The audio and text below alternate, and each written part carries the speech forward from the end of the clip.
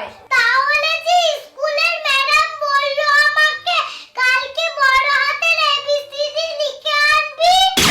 দিদি তুই কোনদিন রক্ত পরীক্ষা করেছিস? না রে ভাই, আমি কোনদিন রক্ত পরীক্ষা করিনি।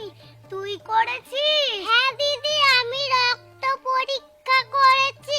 আমার রেজাল্ট এসেছে এ প্লাস। এ প্লাস? কিছু বুঝতে পারলি দিদি? কি বুঝবো রে ভাই?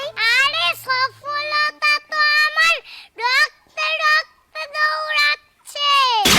পড়াশোনা তো অনেক করলি, আমার একটা প্রশ্নের উত্তর দিতে পারবি?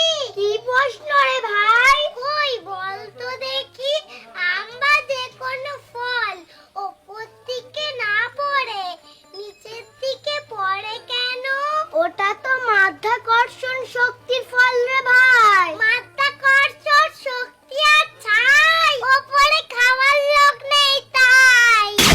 দিদি তুই রাত 12টার সময় গঙ্গার ধার থেকে ঘুরে আসতে পারবি? ওরে বাবা রে, কি বলিস রে তুই? আমি পারবো না, আমার ভয় লাগবে।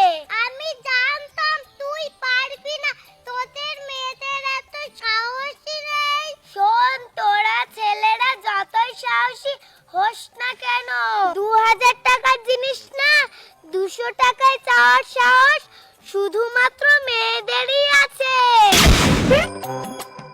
কি রে ভাই, গালে হাত দিয়ে চুপচাপ বসে আছিস যে?